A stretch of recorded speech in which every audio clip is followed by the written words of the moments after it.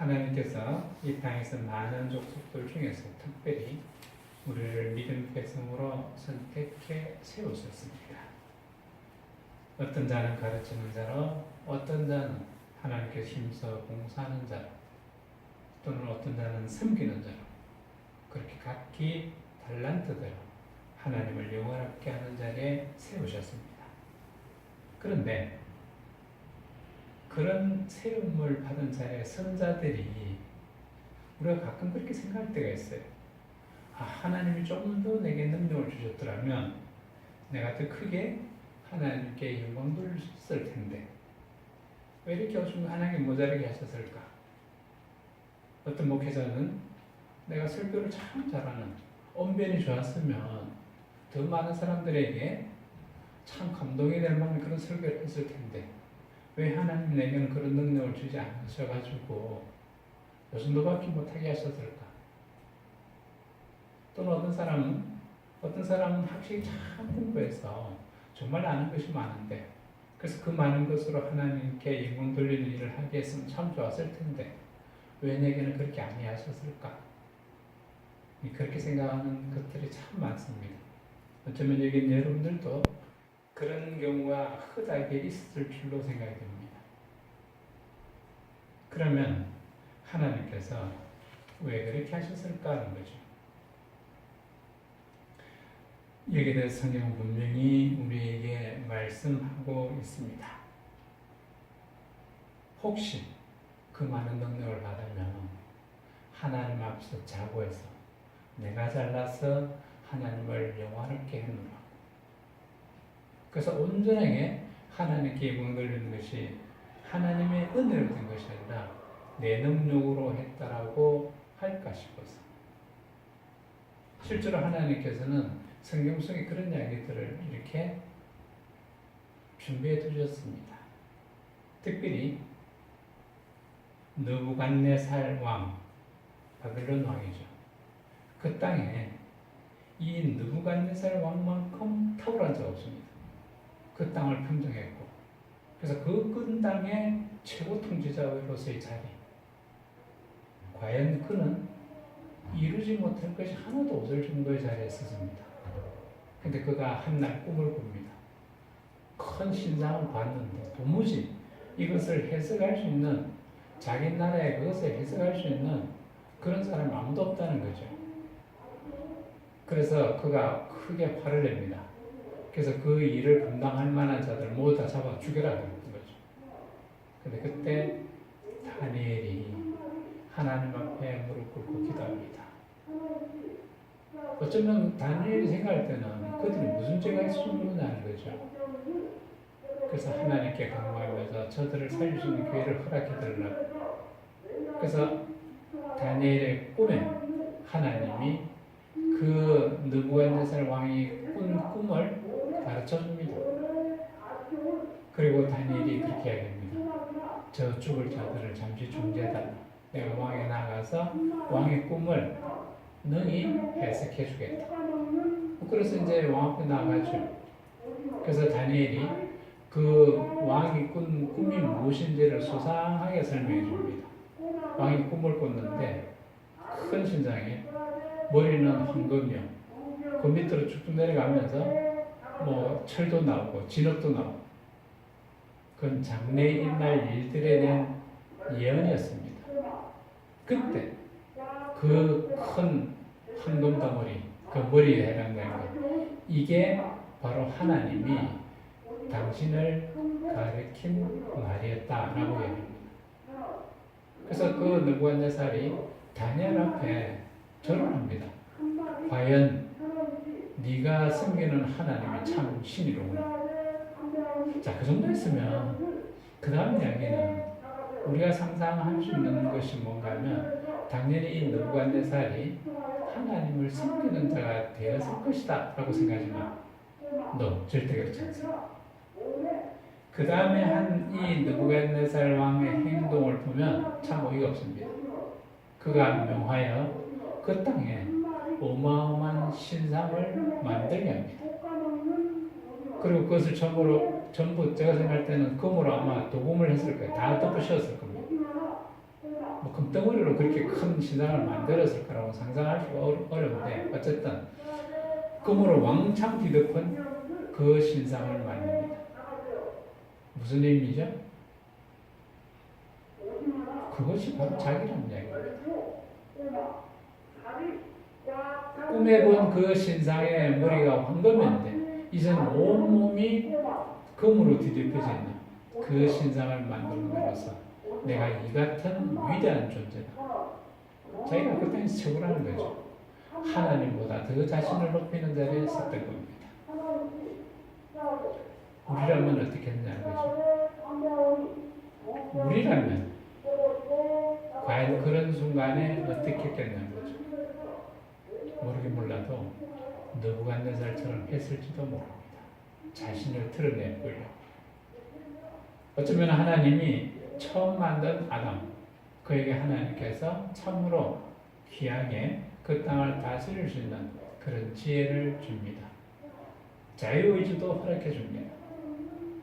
그가 하나님께로 부여받은 그 조그마한 능력, 그 조그마한 능력을 가지고 그가 어디에 썼느냐면 하나님을 영화롭게 하는 데 쓴 것이 아니라 하나님처럼 되어보려는 자리에 도전했던 겁니다. 그것이 바로 선악과를 따먹은 거죠. 그 능력을 하나님의 영광을 드러내는, 그래서 그 땅을 온전히 다스림으로써 하나님께 영광 돌릴 그 일을 그는 능히 감당했어야 함에도 불구하고 오히려 자신을 높이는데 그 능력을 사용했다는 것, 이것이 인간 최초의 비극이 되었던 겁니다. 오늘 하나님께서는 우리에게 왜 내가 저 사람보다 더 못한 능력을 가졌을까라고 하는 그런 자괴감에 빠지는, 그래서 어쩌면 하나님 원망할지도 모르는 그런 자리에 세우신 것은 바로 그 작은 탈란트를 통해서 하나님을 영화롭게 하라고. 그래서 오히려 하나님께서는 그 하나님이 은혜로 내게 허락하신 이 작은 능력으로 하나님께 영광 돌려드리게 이렇게 할 수 있도록 하십니다. 그 은혜 베푸신 하나님께 내가 감사하나이다 하는 이런 고백을 하기를 원하고 또 그 고백을 듣기를 원하시는 하나님이시다라는 것을 보여줍니다. 이런 이야기들이 단지 제 생각이었을까 하면 그렇지 않습니다. 하나님은 진실로 그러하시다라는 것을 성경에 살짝 흩어 숨겨 놓으셨습니다. 오늘 우리가 그 이야기를 한번 찾아가 보려고 합니다. 그래서 성경 속에 보면 참 우리의 상식으로는 이해 안 되는 정말 어처구니 없는 일들이 벌어지는 것을 보게 됩니다. 어디에서 그런가 하면 가장 대표적인 예들이 이스라엘 백성들이 가나안 땅에 들어갈 때 여리고성의 전투가 그렇습니다. 그리고 다윗과 골리앗이 대결하는 그 순간 그 장면도 그렇습니다. 그리고 기도원의 300용사 그 전투도 그렇습니다. 이 장면들을 보면요, 하나같이 큰 특징은 뭔가 하면 도대체 우리의 상식으로는 이해가 안 됩니다. 이 세 가지 사례는 보면 일종의 다 전투들입니다. 전쟁하는 겁니다. 그런데 이 전쟁하는 것이 일반적으로 전략가들이 생각하는 그런 것하고는 전혀 상식적으로 이해 안 되는 그런 일들이 벌어집니다. 이것은 하나님께서는 우리의 처지와 힘, 그리고 내게 허락하신 그 달란트가 무엇인지를 너무나도 잘 아시기 때문에, 그래서 우리들이 가장 잘할 수 있는 것, 그것으로 바로 하나님께 영광 돌릴 수 있는 길을 열어주셨다는 사실, 이 놀라운 사실을 우리는 발견하고 이해해야 합니다. 그래야만이 우리가 하나님과 나와의 관계를 바르게 정립할 수 있게 됩니다. 그리고 하나님을 향한 그 어떤 불평과 불만도 다 사라지게 된다는 사실. 자, 우리가 더 자세히 한번 살펴보면 여리고성의 전투라는 거 보면 보통 우리가 통상적으로 전투한다 그러면 무기로 무장을 하죠. 그때 당시에는 칼과 창, 방패 이런 것들로 무장을 하고 어떻게 하면 더 빠르게 상대방을 제압할 수 있을까? 이런 방법을 찾아내는 것. 그걸 연습을 하고 또 그대로 실행하는 것. 이게 전투 모습입니다. 그런데 이 여리고성을 함락하는 그 전투가 시작되는 그 첫 장면을 보면 참 황당합니다. 그 이야기가 여호수아 6장 2절부터 기록되고 있습니다. 거기 보면 여호수아 6장인데 여호와께서 여호수아에게 이르시되 보라 내가 여리고와 그 왕과 용사들을 내 손에 붙였으니 이건 뭔가 하면 이미 정해놨다는 거죠. 전쟁의 승리를 하나님이 딱 정해놓았다는 겁니다. 그 결과를 어떻게 하느냐? 이스라엘 백성들은 따라가면서 보라는 겁니다. 일종의 구경꾼이겠죠. 그들은 분명히 그 전투를 감당해야 되는 당사자들입니다. 그런데 하나님께서는 이미 결과를 정해놓으시고 이스라엘 백성들로 하여금 그것을 따라가서 보라는 겁니다. 내가 이같이 했노라. 6장 3절에 너희 모든 군사는 성을 둘러 성 주위를 매일 한 번씩 돌되 6 동안은 그리하라. 아니 진짜 나가면 살짝 숨어가지고 몸을 숨기고 살짝 가까이 접근해서 그리고 왕창 툭쳐야 되는데 첫날 어떻게 하느냐면 성 한 바퀴 그냥 뺑 돌아라는 얘기예요. 이게 산보가는 것도 아니고 이게 무슨 전쟁이냐는 거죠. 도대체 이해 안 되는 그런 장면입니다. 그런데 이때 이스라엘 백성을 잘 살펴보면 우리가 하나 발견할 수 있는 게 있습니다. 그때 당시에 이 전투에 참여한 이스라엘 이 군사들은 어떤 사람들이냐? 애굽에서 나온 그 1세대들이 아니라 2세대들입니다. 광야 생활했던 1세대들은 온통 불평과 불만과 시기와 질투와 하나님을 믿지 아니하는 그런 믿지 아니하는 자의 대표적 모습을 지니고 있는 자들이었습니다. 그럴 때 하나님께서는 그들을 그 땅에서 모두 잠재웁니다. 그리고 이제 2세들이 태어나서 그들은 온전히 하나님께 순종하는 자들.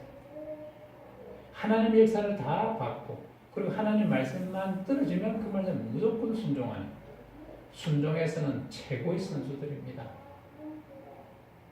오늘 여기 보면 여리고 성을 한 바퀴 돌아라 그러면 군사들 치고 이 말대로 따라할 사람이 몇 사람 있겠습니까? 에이 말도 안 되는 소리. 전쟁을 어떻게 이렇게 합니까? 이건 말도 안 되는 방법이에요.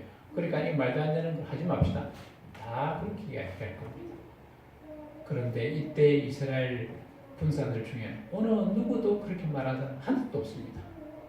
그들은 오로지 하나님의 명령에 따라서 그대로 순종한 자들이었습니다. 순종의 역사가 어떻게 드러나는가 하는 것을 여리고성 전투를 통해서 분명히 보여준 역사적인 사건이라는 사건, 바로 그겁니다. 6장 4절에 제사장 7은 7 양릉나팔을 불고 언약궤 앞에서 행할 것이요 제7일에는 성을 7번 돌며 제사장들은 나팔을 불 것이며 7번 돌았다는 이 7이라는 건 대체적으로 완전한 숫자를 얘기합니다. 7번 돌았다는 7째 날까지 그들이 하나님 앞에 완전히 순종한 그 시간들을 그대로 다 보냈다는 하나의 선언과 같은 이야기들입니다. 우리가 하나님께 이같이 순종했노라고. 그렇게 순종이 완성된 그날에 어떤 일이 벌어질 것이냐면 6장 5절에 제사장들이 양릉나팔을 길게 올려 불어서 그 나팔 소리가 너희에게 들릴 때는 백성은 다 큰 소리를 외쳐 부를 것이라. 다 외쳐 부르라는 것은 결국에는 다 따라하는 이야기인데 그것은 우리가 이같이 하나님 명하신 대로 온전히 다 순종하는 그 순종을 이루어내게 하셨음을 감사드리나이다. 그런 순간일지도 몰라요. 그리하면 그 성벽이 무너져 내리리니 백성은 각기 앞으로 올라갈지니라 하시니. 아니 손것도 안 됐는데 그 순종이 완전히 이루어지는 날 어떻게 했느냐? 하나님이 그것을 와르르 무너뜨리셨다는 거죠. 하나님이 하신 겁니다. 이 백성들이 한 것은 아무것도 없어요. 이럴 때 그들이 여리고성을 점령한 것이 우리의 힘으로 했노라고 할 수 있겠냐는 겁니다.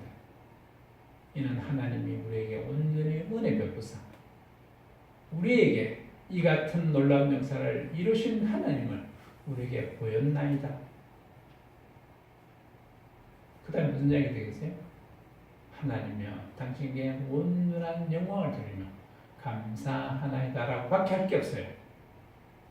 만약에 이때 이스라엘 백성들이 정말로 여호수아의 지도 아래에서 전투 준비를 하고 뭐 창검술 연습을 하고 이렇게 잘해가지고 그렇게 완전 무장해서 여리고성을 뻘뻘뻘 기어 올라가서 점령했다 치자 이거죠.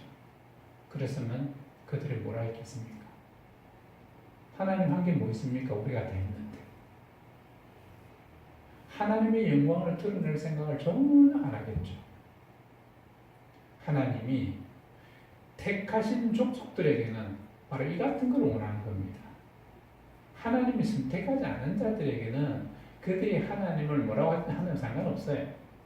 그러나 적어도 하나님이 선택하신 당신의 백성들을 통해서는 그들의 입에서 이 모든 것이 하나님의 은혜, 이 모든 영광을 하나님께 돌리나이다 라는 그 이야기를 하나님은 듣고 싶어하는 겁니다. 최종적으로 우리가 천국에서 하나님과 더불어 함께 사는 삶이란 뭐냐? 우리가 늘 하나님께 예배드리는데 그 예배는 뭐냐? 하나님께 찬양을 드리고 하나님께 영광 돌리는 바로 그 날들입니다. 우리가 이 땅을 살아가는 것은 바로 그 날을 예배하는 훈련받는 날들이라는 거죠. 그래서 오늘 하나님께서는 정말 보잘것없는 아무것도 없는 이스라엘 백성들에게 그들이 정말 잘할 수 있는 순종이란 한 달란트를 통해서 그 조그만 달란트로 이 여리고성을 함락하고 하나님께 영광 돌리게 했다는 사실. 바로 이것이 여리고성 전투를 통해서 하나님께서 우리에게 보이고자 했던 바로 그 이야기들입니다. 이제 우리가 두 번째로 한번 볼 것이 뭔가면 다윗과 골리앗 전투입니다. 한번 가서 보겠습니다. 어디를 보는가 하면 사무엘상 17장 32절에 거기 보면 이렇게 되어 있습니다. 다윗이 사울에게 고하되 그를 인하여 사람이 낙담하지 말 것이라. 이건 무슨 말이냐면 이 다윗이 들에서 양을 치다가 아버지가 심부름 보냅니다. 너 형들이 전투에 나갔는데 어쨌든지 내가 너무 궁금하다. 아버지 입장에서 참 불안하겠죠. 아들들을 전투에 내보냈는데 혹시나 다치지는 않았는지 너무나도 근심이 되어서 이 아들을 보내서 그 형편을 살펴보게 합니다. 그래서 온 것이 다윗이에요. 근데 와서 보니까 골리앗이라는 어마어마한 큰 거인이 이 이스라엘 백성들 앞에 섰는데 이스라엘 백성들이 발발발 떨고 있더라는 거죠. 아무도 그를 이길 사람이 없습니다. 그때 다윗이 한 이야기입니다. 주의 종이 가서 저 블레셋 사람과 싸우기다. 이 장면을 한번 생각을 해보세요. 이 다윗은 자기 형들이 볼 때도 애를 봅니다. 네가 이게 왜 왔냐고 야단치는 정도. 누가 봐도 이 다윗은 아직 전쟁에 나갈 만한 그런 정도의 건장한 청년이 아니라고 생각하는 그런 처지입니다. 그랬으니까 다윗이 전쟁에 안 나왔겠죠. 그럴 정도 되면 벌써 뽑혀서 전쟁에 와서 군인 역할을 해야 되겠죠. 17장 33절에 이렇게 기록하고 있습니다. 사울이 다윗에게 이르되 나아가서 저 블레셋 사람과 싸우게 능치 못하리니 너는 소년이요. 사울 왕, 그 땅의 왕이 싸우겠다고 하는 다윗을 봤더니 저 조그마한 게 저 큰 보통 장전돌도 엄두를 못 내는 저 거인하고 싸우겠다고 하니까 에이 말도 안 된다. 얘 말도 안 된다. 얘야 넌 안 된다 이런 얘기죠. 넌 안 된다.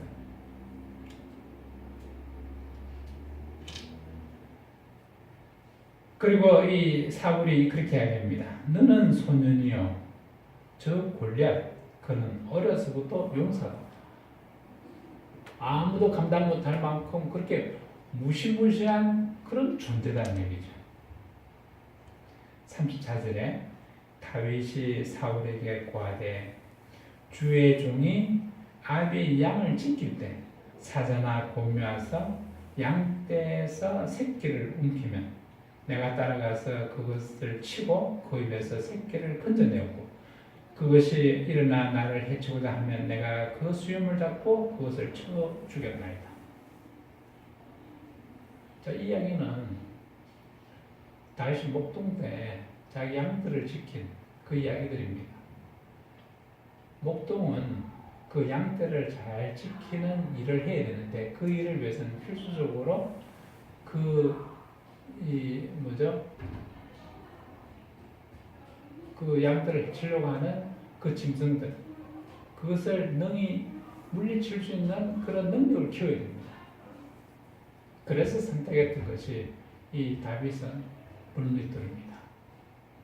물맷돌은 이 가죽끈에다가 그 돌을 이렇게 채워가지고 돌려서 던져서 맞추는 그런 하나의 방법입니다. 그 방법에서는 이 다윗이 워낙 어려서부터 했기 때문에 선수에 하나님은 바로 이 다윗의 이 작은 능력, 이 작은 능력을 이용해서 하나님의 영광을 드러냈다는 것. 놀라운 장면입니다.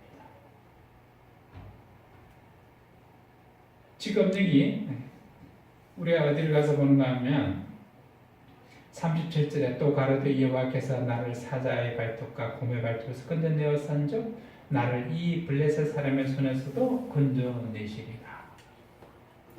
그래서 이 다윗은 자기 능력으로 하는 것이 아니라 오직 하나님 주시는 그 능력으로 이 일을 합니다 하는 얘기죠. 그래서 결국 그가 나중에 골리앗을 쓰러뜨리는데 이 골리앗을 쓰러뜨린 것은 내 능력으로 한 것이 아니라 바로 하나님이 나와 함께해서 하나님이 하셨다는 얘기예요. 다시 말해서 그가 하나님의 영광을 위해서 이 전투를 하겠다는 얘기입니다. 하나님 바로 그걸 원하시는 거예요. 다윗에게 있는 이 조그마한 능력, 정말 보잘것없는 이 달란트 하나를 사용하셔서 그를 위대한 자의 자리에 세우셔서 하나님의 영광을 높이 찬양하도록 하는 그 일을 하게 하셨다는 것. 만약에 다윗이 그렇게 하나님의 영광을 드러낼 의지가 없었다고 그러면 그가 하나님의 은혜로 그렇게 할 수 있었겠나? 못합니다. 한번 상상해 보세요. 물맷돌 하나 쫙 돌려가지고 그 거인, 장수를 쓰러뜨린다. 사람이 보통 그렇게 생각할 수 있겠습니까? 못합니다. 모르긴 몰라도 물맷돌을 다윗처럼 이렇게 잘 돌리는 사람이 골리앗 앞에 섰다고 하면 평소 실력이 나오겠느냐? 안 나옵니다. 겁에 질려가지고. 절대 안 나와요. 못 이깁니다. 만약에 우리가 한번 상상을 해봅시다. 우리가 도로에 경계석이라고 있는데 차와 인도 사이를 구분하는 그 경계석 돌 있죠. 그 폭이 굉장히 좁습니다. 그렇지만 누구라도 거기에 있는 경계석을 밟고 지나가 보라 하면 그 경계석에서 떨어질 사람 잘 별로 없어요. 정상적인 사람, 보통 사람은 그 경계석 위로 밟고 잘 지나갑니다. 그런데 그 정도의 폭으로 된 길이, 마득한 절벽 위에 오로지 외줄로 되어 있다고 하면 그 길을 밟고 지나갈 수 있는 사람 몇 사람 있겠어요? 100명이면요. 100명 다 떨어져 죽습니다.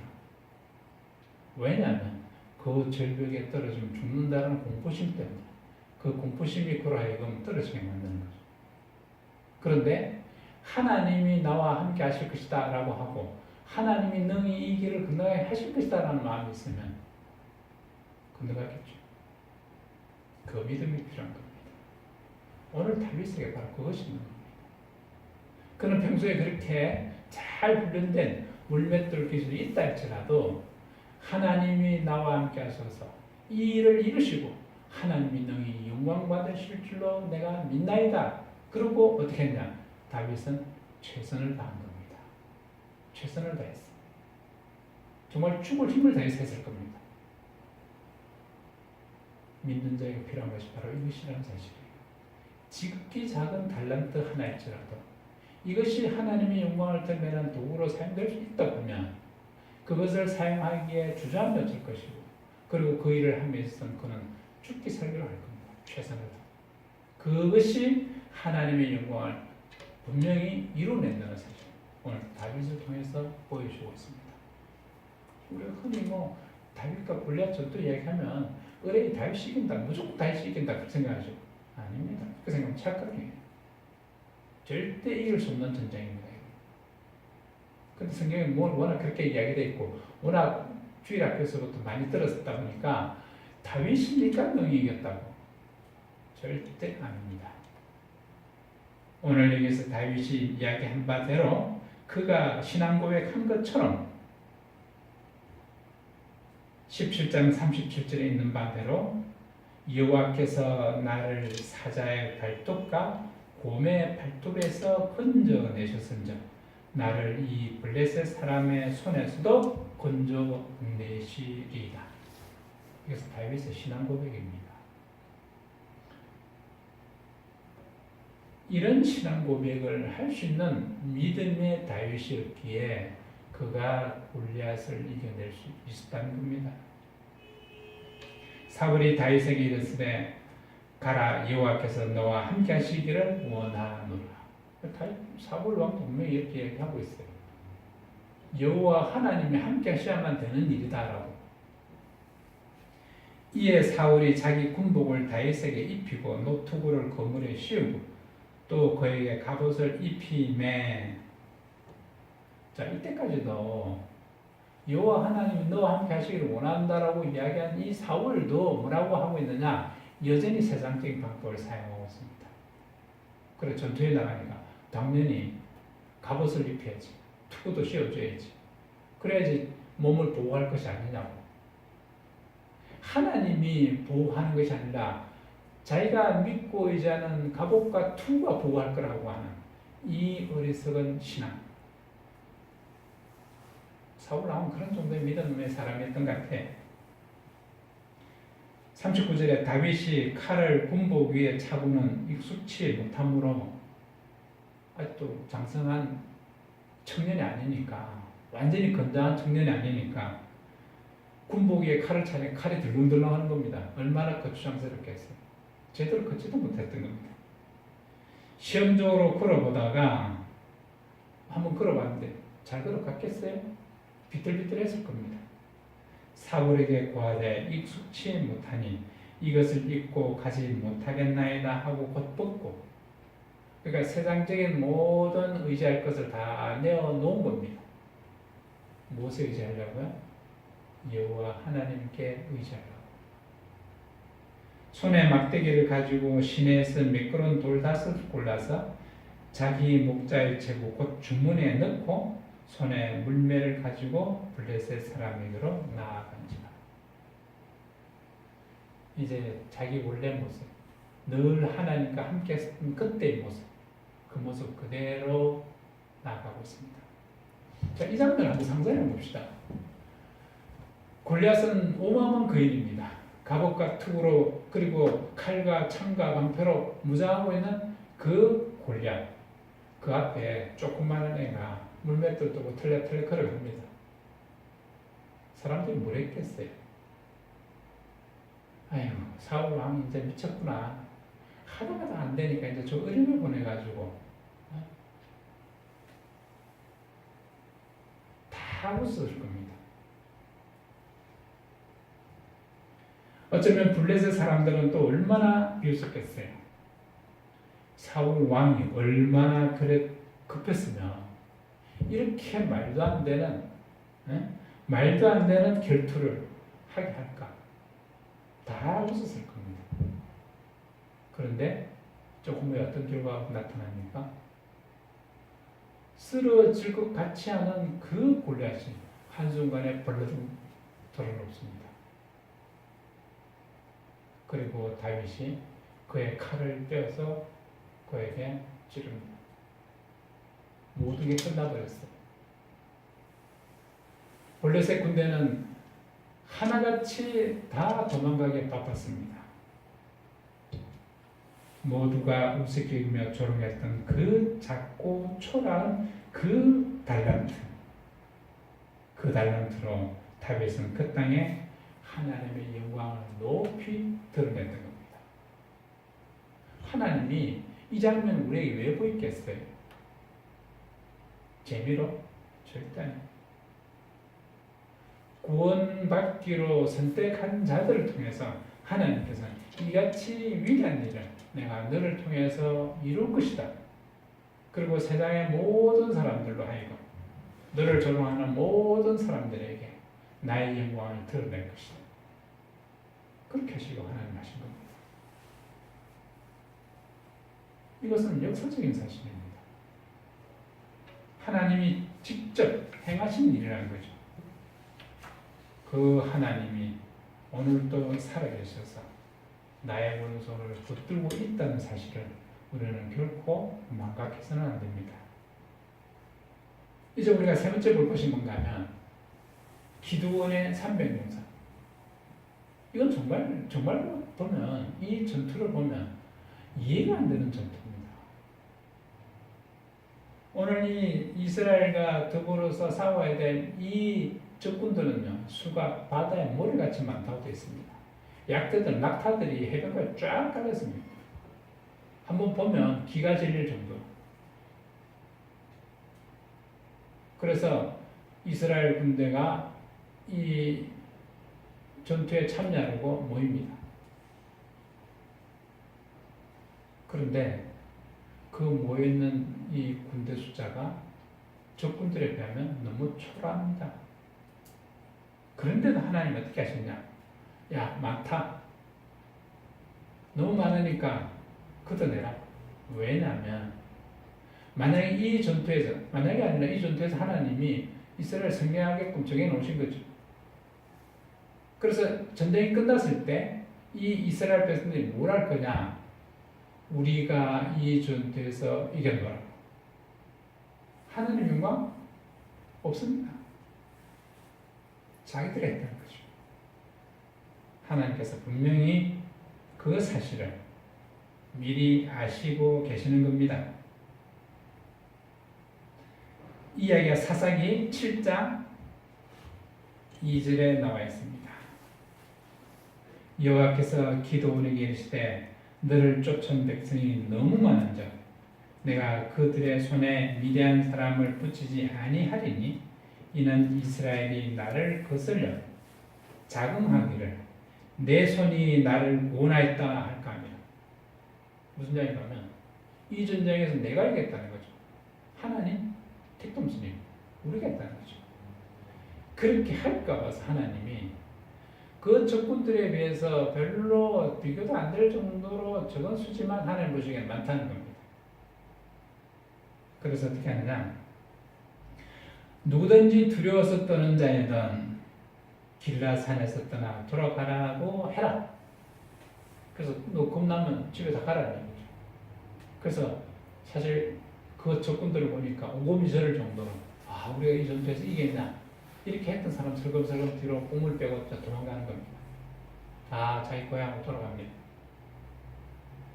그러고 남은 백성들 그들에 대해서 7장 4절에 하나님 또 이렇게 말씀합니다. 여호와께서 또 기드온에게 이르시되 백성이 아직 또 많다. 도대체 이 전쟁을 할 거냐는 생각이 들 정도로 할 건지 안 할 건지 정도도 의심스러울 정도로 하나님이 하는 일들은 도대체 이해가 안 되는 일들입니다. 그러나 여호사는 오직 하나님의 명하신 대로 따라갑니다. 그래서 이제 물가에 데려가서 이제 내가 다시 고를 거다. 그래서 이제 합니다. 그래서 물가로 데려가는데 어떻게 하느냐? 서서 물을 옮겨쥐고 마시는 사람, 그다음 무릎을 꿇고 마시는 사람, 이 두 표로 나뉘어집니다. 그때 하나님 뭐라고 하셨느냐? 무릎을 꿇고 마시는 사람 다 가라고 해라. 서서 개가 물을 핥듯이 그렇게 하는 사람들만 뽑아라. 그랬더니 몇 명이냐? 3명밖에 안 나와요. 300명. 근데 여기서 무릎을 꿇고 마신 것과 서서 물을 마시는 것 무슨 차이가 있냐는 거죠. 무릎을 꿇고 마시는 사람들은요, 느긋한 사람들입니다. 그 모습 보면 느긋한 거예요. 지금 전쟁이 나서 죽느냐 사느냐는 반인데도 그 성품 그대로 느긋하면요, 오늘 하나님께서 하시려고 하는 전쟁은 횃불을 들고 꽹과를 치는 그런 민첩함이 요구되는 그런 전쟁입니다. 그런 전쟁에는 그런 느긋한 성품을 가진 사람들은 안 맞는 거죠.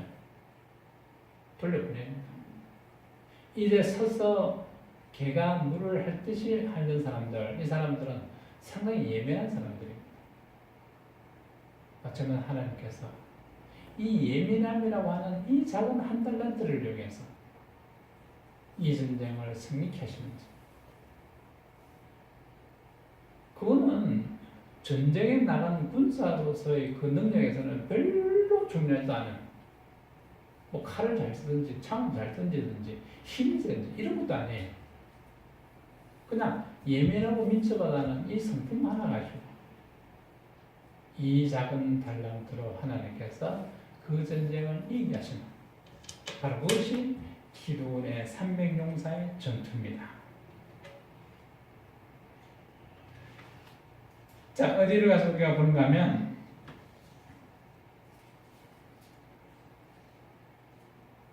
7장 6절에 손으로 움켜대고 핥는 자의 수는 300이요.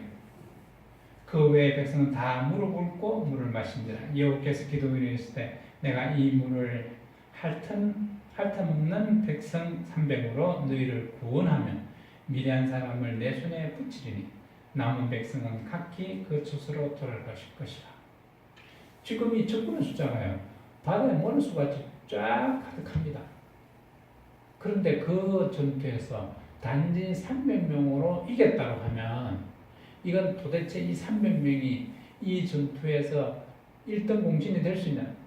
될 수 없는 전쟁입니다. 이 도대체 누가 아무리 봐도 300명으로 이 무지막지하게 많은 이 숫자를 이겨냈다는 건 있을 수 없는 일이 됩니다. 그럼 어떻게 되냐? 이 전쟁은 하나님이 하신 것이라. 하나님이 이기게 하신 전투라고밖에 말할 수 없는, 그래서 하나님께 영광을 돌릴 수밖에 없는 그런 결과를 하나님께서 보이시려고 이 작은 달란트, 300명이라는 달란트를 허락하신 겁니다. 무지막지하게 많은 숫자, 그 큰 달란트였다고 하면 그 큰 달란트로 하나님을 드러낼 수 있었겠냐는 거죠. 안 됩니다. 처음부터 안 되는 얘기. 근데 이 300이라는 지극히 작은 달란트를 이용해서 이 전쟁을 승리케 하신 하나님. 작은 달란트로 하나님의 영광을 드러내려고 하는 하나님의 이 위대하신 계획하신, 오늘 하나님께서 우리에게 분명히 이것을 깨달아 알게 하시기 원하시는 겁니다. 그래서 이 300명은 자신의 달란트를 가지고 정말 최선을 다해서, 칼도 두 개 아니에요. 꽹과리하고 횃불, 그리고 항아리, 이 칼이라는 얘기는 없습니다. 그거 들고 적진에 들어가서 밤중에 그냥 항아리를 깨고 콘서트를 외치고 하나님에 대한 환호를 지르는 것밖에 없습니다. 그랬더니 어떤 일이 벌어지느냐? 이 적군들이 한밤중에 깨어나면서 서로 어떻게 했냐? 이스라엘 군이 기습했구나 그러면서 안 보니까 옆에 보이는 사람은 무조건 죽입니다. 결국 서로 죽인 거죠. 아침에 일어나보니까 어떻게 돼 있어요? 지들끼리 칼싸움해서 다 죽어 있습니다. 이스라엘 백성들은 그 주위에서 그냥 구경만 할 겁니다. 세상에 이런 전투가 있냐는 거죠. 이런 전투. 하나님이 하실 겁니다.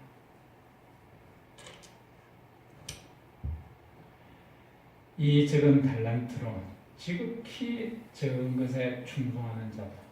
그걸 분명히 주님께서는 큰 것에 충성되다라고 밝히고 있습니다.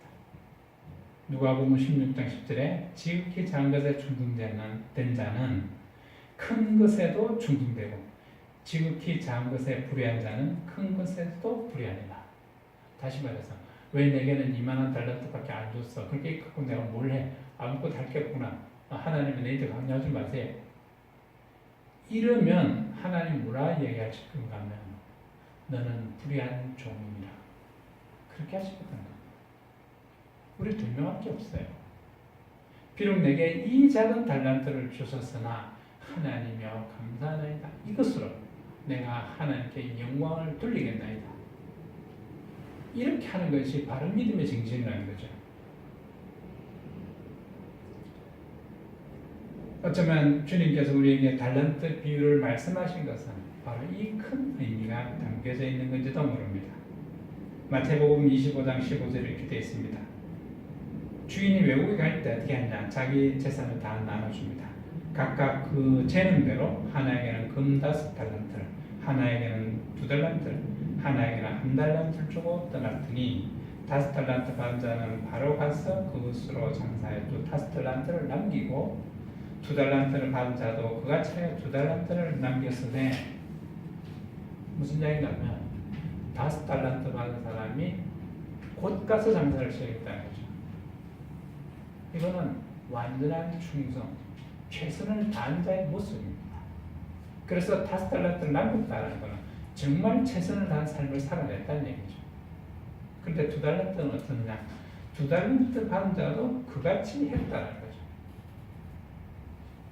곧 가서 그러니까 완전한 순종과 최선을 다하는 삶을 살아냈다라는 이야기입니다. 그랬더니 2달란트 남겨진 겁니다. 이랬을 때 하나님께서는, 주님께서는 뭐라고 평가를 하셨는가 하면 5달란트 받은 자나 2달란트 받은 자나 똑같이 평가합니다. 똑같이. 이렇게 중요한 의미가 담겨져 있습니다. 큰 달란트 받아서 크게 충성하면 더 크게 칭찬받을 것 같은데 오히려 하나님께서는 적게 받은 자가 적게 그렇게 일하고도 5달란트 받은 자가 5달란트 남긴 것보다 2달란트 받은 자가 2달 남긴 것이 어떤 의미에서 보면 적게 일하는 건지도 몰라요. 그랬음에도 불구하고 하나님께서는 지극히 작은 것에 충성한 자는 큰 것에 충성한 자다 해서 똑같이 평가했다는 사실.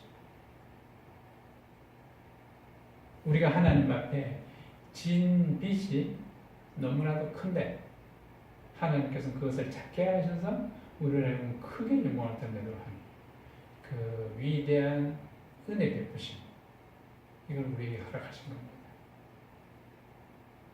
그런데 1달란트 받은 자는 가서 땅을 파고 그 주인의 돈을 감추었다라는 얘기죠. 이건 무슨 얘기가 하면 자신의 재능에 대해서 불평과 불만을 나타내는 겁니다. 왜 나는 1개밖에 안 줘? 쟤는 2개나 주고 쟤는 5개 줬는데. 그래서 어떻게 했느냐? 에이, 일 같으면 내가 상대도 안 하지.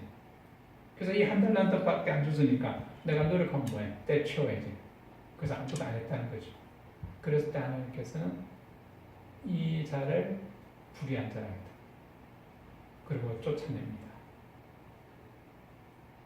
오늘 우리의 모습이 이 1달란트 받은 모습이 절대 돼서는 안 됩니다.